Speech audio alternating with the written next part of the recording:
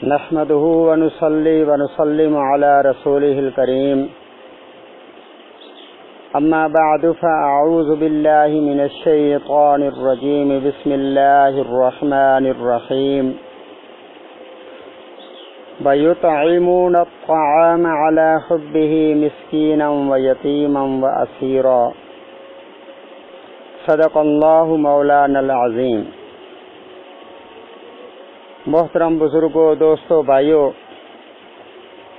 یہ سورۃ الدہر کی مختصر سی آیت ہے جس کے اندر اللہ رب العالمین نے ارشاد فرمایا وَيُطْعِمُونَ الطَّعَامَ، جو کہ کھانا کھلاتے ہیں علی حبہ، محبت میں، مسکینا و یتیما و اسیرا، مسکینوں کو، یتیموں کو اور قیدیوں کو۔ حضرت عبداللہ ابن عباس رضی اللہ تعالی عنہما وہ روایت کرتے ہیں کہ ایک مرتبہ حضرت حسن و حسین رضی اللہ تعالی عنہما دونوں شہزادے بیمار ہو گئے اور حضرت علی اور حضرت فاطمہ رضی اللہ تعالی عنہما دونوں میاں بیوی نے منت مانی کہ اگر یہ ٹھیک ہو گئے تو 3 دن ہم روزے رکھیں گے۔ کیسے لوگ تھے اہل بیت رسول، منتوں کا ڈھنگ بھی انہوں نے ہمیں سکھایا ہے کہ اگر کوئی بیمار ہو جائے تو منت کیسے مانگنی ہے۔ اب انہوں نے یہ منت مانی کہ اگر یہ دونوں شہزادے ٹھیک ہو گئے تو ہم 3 دن کے روزے رکھیں گے۔ تو اللہ رب العالمین نے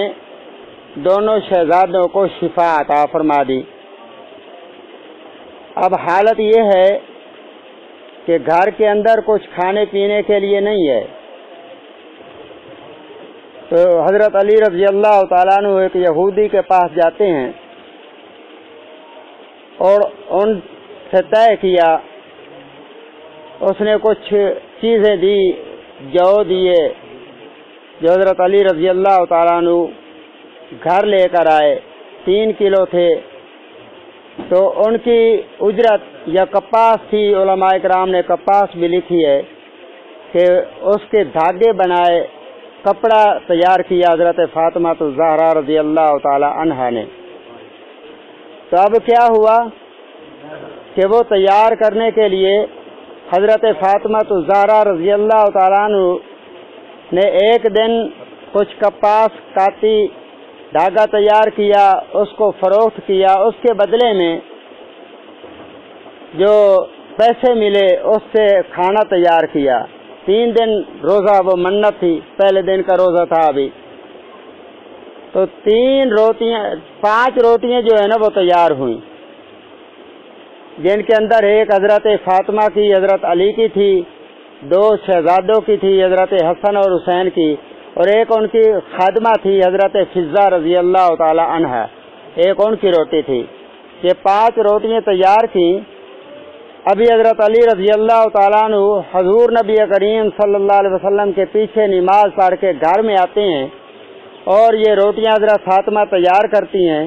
تو دسترخوان ابھی بچھا ہے اور پہلے دن حضرت علی رضی اللہ تعالیٰ عنہ نے ایک لقمہ توڑا ہی ہے، تو دروازے پر دستک ہوئی کہ میں ایک فقیر ہوں اور حاجت مند ہوں، مجھے کچھ دیا جائے اللہ کے راستے میں، اللہ کے نام پر۔ تو حضرت علی رضی اللہ تعالی عنہ نے حضرت فاطمہ رضی اللہ تعالی عنہا سے مشورہ کیا، تو حضرت فاطمہ جو حضور نبی کریم صلی اللہ علیہ وسلم کی بیٹی اور آپ کی گود میں تربیت پانے والی تھی، وہ سخاوت کے اعلیٰ درجے پر فیض تھی۔ تو حضرت فاطمہ رضی اللہ تعالی عنہا نے مشورہ دیا کہ ٹھیک ہے، یہ روٹیاں ان کے حوالے کر دی جائیں۔ اب 5 روٹیاں اس فقیر کے حوالے کر دی گئیں اور خود پانی سے روزہ افطار کر کے سو گئے۔ دوسرے دن اسی طرح پھر حضرت فاطمہ رضی اللہ تعالی عنہا نے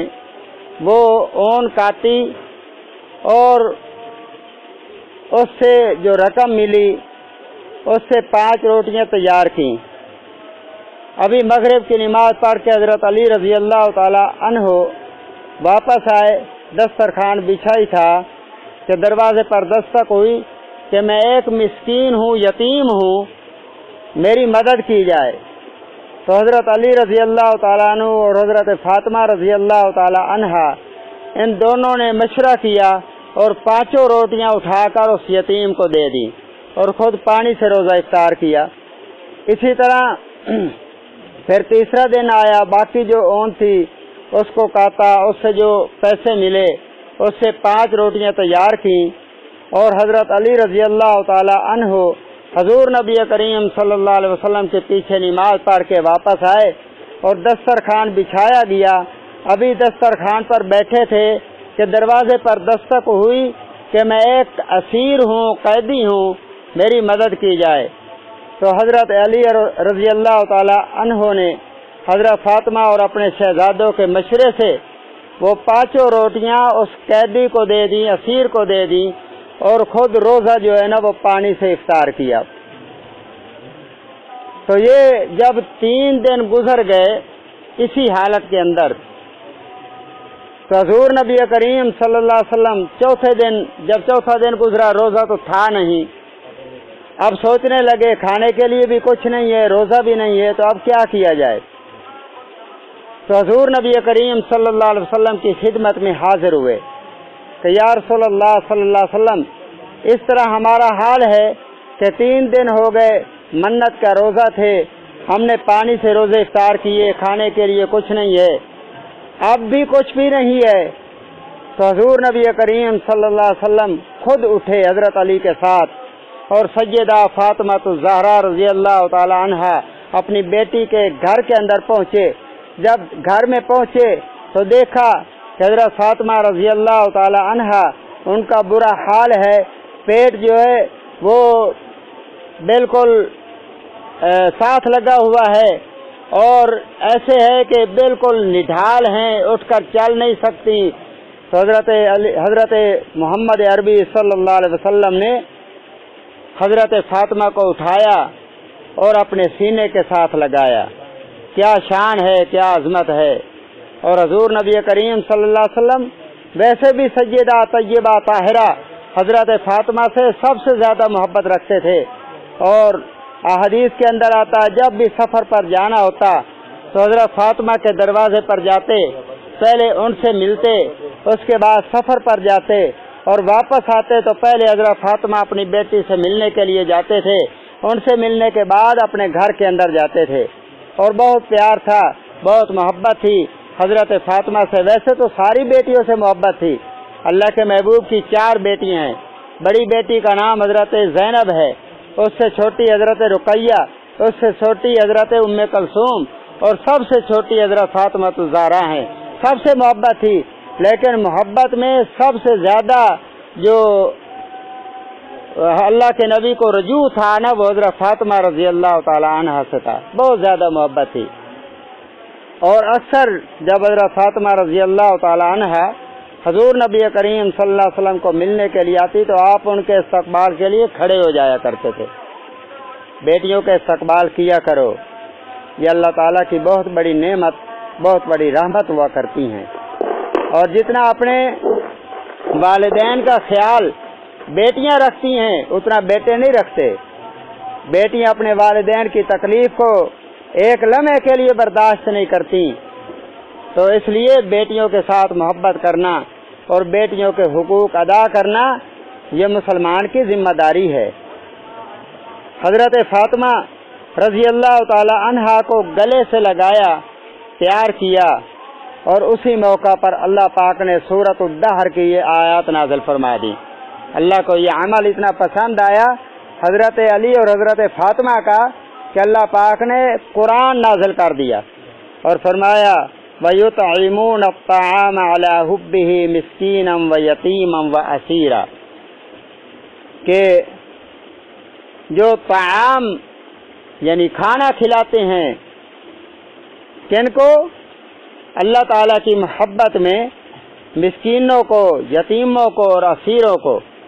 تو اللہ پاک نے ان کو کھانا کھلانے کی بدولت اللہ پاک نے بہت بڑی عظمت اور شان ان کو عطا فرمائی ہے، اور ہمیں سبق دیا ہے اہل بیت رسول نے۔